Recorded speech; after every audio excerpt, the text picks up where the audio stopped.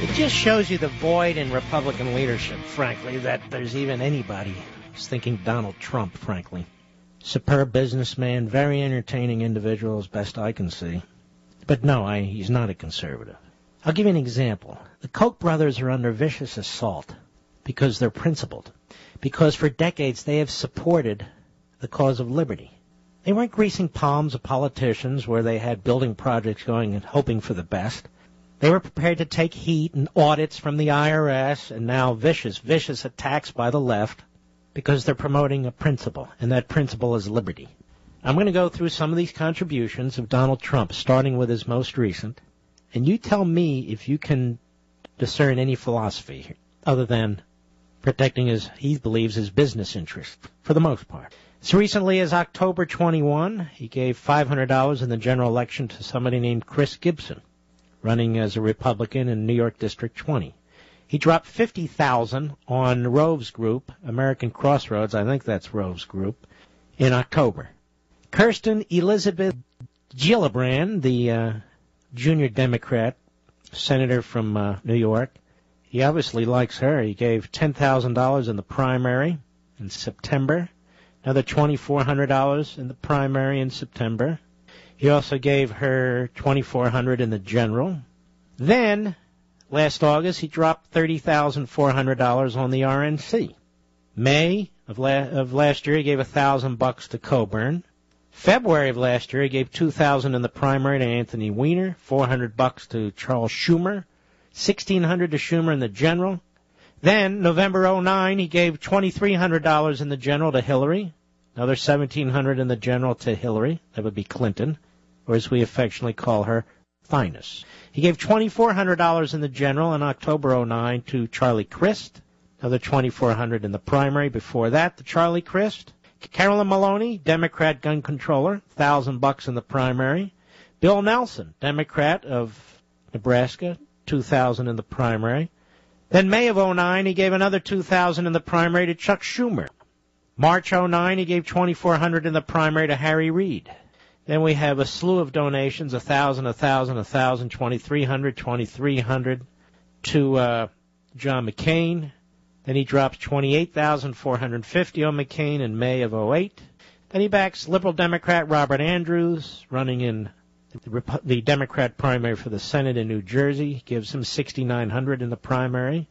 Arlen Specter, 2008, he gets $1,300 in the primary. Then, January 2008, he gives $25,000 to the Democratic Senatorial Campaign Committee, and the list goes on and on. Does this sound like a conservative to you, putting his money where his mouth is? Like I say, compare that to the Koch brothers, or to others. You know, we need somebody in the presidency who's going to be tough with China, but who's also going to be tough with liberal Democrats and not have been supporting them for public office in the past. Schumer? There's always an excuse or an explanation. Business interests, I live there, Ernie Grabotsky was his brother, and he was my friend's friend, and related to the third cousin twice removed. You have to donate to them?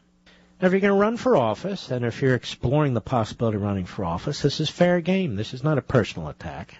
Looking at his donations, they're public record. Very little money to solid conservatives there. $1,000 to Coburn and here and there.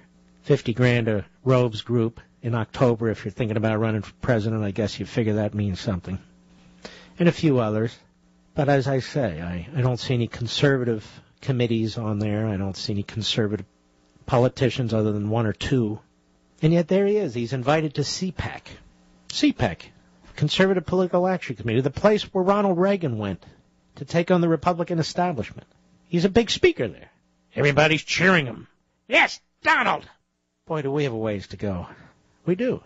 I respect the man for what he really is, not for what he is pretending to be here. There's more information, too, on his positions as a pro-choice than pro-life guy and so forth, but I don't need to get into all that right now. I don't think he's a serious candidate. But he took off after Lamar Alexander because Lamar Alexander said he can't win. Now, Lamar Alexander is kind of a moderate, now and then, right-of-center Republican senator from Tennessee. But on this one, he's right. But I guess you're not allowed to criticize Donald Trump. CNN, Trump said Republican Senator Lamar Alexander should stop trying to get free publicity on the back of Donald Trump. A day after the Tennessee senator told CNN Trump has absolutely no chance of winning. Senator Lamar Alexander, who I do not know and have heard very little about over the years, perhaps because of a certain ineffectiveness, has recently stolen my line word for word about Ron Paul by stating that Donald Trump has absolutely no chance of winning in a presidential contest. It's not exactly a unique line, Donald.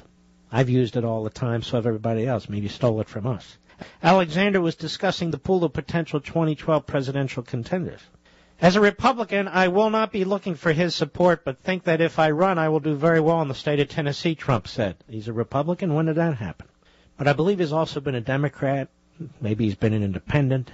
Whatever he needs to be. Said the great people of Tennessee like me do not like being taken advantage of by the rest of the world, whether it's China, South Korea, India, Pakistan, who take our aid but won't deliver Osama bin Laden, the OPEC nations who are destroying our country with their pricing of oil, or many others, Trump said. That's all well and good. But why won't he take on the Democrats? Is that a little more painful? I would have liked to ask him a number of questions about Chuck Schumer and Schumer's positions, Anthony Weiner and Weiner's position. Well, you know what I mean. And some of the others he's donated to. Issues like gun control, other parts of the Bill of Rights. I'd like to have explored with him his knowledge of the Constitution, the Declaration, American history. I know he's an extremely smart man, but these are things I'd like to know about. And, of course, his contributions. But that's not going to happen.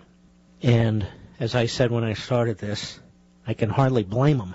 It's not like he really wants to have a tough interview. Donald, you're fired! First of all, you're not even hired. But there are things that are very attractive about the man, frankly, and that's why people like him. He's confident, he's brash, he's successful, but he's not a conservative. He's more of, I'll invent a word, a situationalist. Let me use that word, coin a phrase. Whatever works for Donald. I'm sure he's pissed off at China because China did something to him. But I'm glad he is. Oh, and Donald, you're going to take on South Korea and India and Pakistan and all these other countries?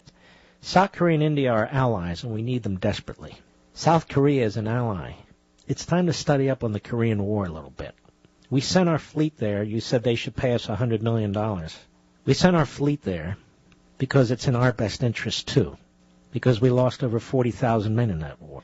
Now, by the way, as a footnote to all this, that region of the world, I've been arguing that Japan should go ahead and develop, or we can sell them, and deploy nuclear weapons. Because there are nuclear weapons in South Korea. There are now nuclear weapons in North Korea. China has nuclear weapons. Only Japan does not. And in many ways, that's due to us. Well, I think Japan should be able to defend itself. Why should we encourage our ally not to? All right, let's move along. Take a couple calls right before our break. Harrison, Los Angeles, California, the great KABC. Go. How you doing, Mark? All right, sir. Hey, I heard you mention the Koch brothers and that they've been principled advocates for liberty, and I would agree with you. But in talking about Donald Trump's contributions, I wanted to point out that David Koch was the vice presidential nominee for the Libertarian Party in 1980, and they've donated tens of thousands of dollars to the Libertarian Party, and I wanted to get your take on that. They've also donated tens of thousands of dollars to conservative causes. Absolutely. You are so They've also been very supportive of the Tea Party movement. Are you there? Saying is correct. Don't lower him. I want to talk to him. What's that? What is your point? He's a libertarian who supports libertarians and conservatives. What's wrong with that? Well, there's nothing wrong with that. I think it's a great thing. I'm comparing that to Donald Trump, who's supporting a bunch of liberals and a few Republicans. So you don't have problems with a Republican donating to a Libertarian Party? It depends who it is. It depends what the circumstances are. I wouldn't. See, you think you're clever and you're not. Let me explain something to you. I have certain libertarian tendencies when it comes to economic matters. Matter of fact, extremely libertarian when it comes to economic matters. I don't feel the same way on a number of social issues. Right. What does that make me? I don't know, a libertarian. Okay, but what I am not in favor of is out-and-out tyranny or soft tyranny, and I believe that's where the left is. How the hell can you contribute to Chuck Schumer last year? That's a great question. I would never donate to Chuck Schumer. How the hell can you contribute to Anthony Weiner, who's screaming his head off for single-payer health care? You can't. Okay. We're not debating whether drugs should be legalized here or prostitution legalized here. What we're talking about here are national issues that are actually front and center, not issues we'd wish to discuss or wish we could change. These are issues where we're in the middle of the battle right now, and he contributed to Schumer and he contributed to Weiner. How do you do that? And then claim you're a conservative and claim you're a conservative Republican, and then you ought to get the nomination of the party. All right, my friend, thank you for your call. I appreciate it. But I predict you'll start seeing Trump money showing up here, there, and everywhere. Different groups, different causes, different meetings. But what, am I the only host who speaks out this way? So be it. So be it. Let us take some calls, shall we? Ryan, Dallas, Texas, the great WBAP. Go. Mark Levin, I'm 18 years old. I'm a regular high school student. I was in my government class today, and we were talking about foreign cities and how well their economy grows. We visited two cities in particular, Calcutta, Hong Kong. We visited Calcutta. In order to start a business there, you have to sign paper after paper after paper. And then once you get those turned in, you have to wait for months, even years, to hear anything back. Hong Kong, on the other hand, free economy.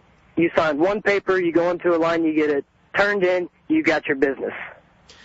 Even Red China hasn't swallowed up Hong Kong because they recognize what a great source of revenue it is.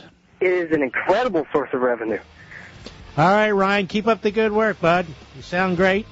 Milton Friedman did a whole program on Hong Kong, pointed this out. We'll be right back. During the break, I try and think through a lot of these issues, and I'm thinking to myself, this argument that, well, Donald Trump gave money here or there because he has business in those places. And I'm thinking to myself, so you're giving money to these politicians because you have business in these places, and federal politicians? Well, what are you getting in return then? Are you getting something? I'd like to know what it is. Some kind of favorable treatment? Why are you giving money to Schumer? Business? What business? What deal? And if it's not that, then why would you give it to him? You support him because it's a philosophical issue? Well, what is your philosophy? What is it about Schumer's philosophy that you agree with? You have friends in common? Well, I have a lot of friends with politicians. I don't donate to the politicians because I have friends who are friends of politicians. Who does that? My biggest affiliate, the affiliate that I started in radio on, the great, and I mean great, WABC radio in New York. It's in New York. I don't donate to liberal politicians in New York because my all-important mothership is in New York and affiliates all over the country. I don't expect to get anything from a politician. So what is this argument? I'm just curious. If you're getting something in return, then what is it? And if you're not, then why are you doing it? Oh, it's so complicated. All right, David, who is a mayor in Arkansas on XM Satellite. How are you, Mayor? Just great, Mark. Thank you for taking my call. I just have to tell you, we're big fans of you in Northwest Arkansas. I see your books flying off the shelves at our local Walmart, and I'm like, yeah, baby, buy those books. Thank you, Mayor. We need to change the way people think around here, and you're one of the teachers, and we appreciate it. Well, thank you. What I was wanting to give you my opinion on, I put my opinion on Facebook about something about these spendthrifts up there, and then I took it off because no matter what, I always get somebody screaming and yelling. And I've only been mayor for 2 years in this. All right, Mayor, we have to break. Don't hang up. I want to hear what else you have to say about this because you are an elected official, and there's very few of them who are willing to speak out. So hang in there, Mayor. We'll be right back.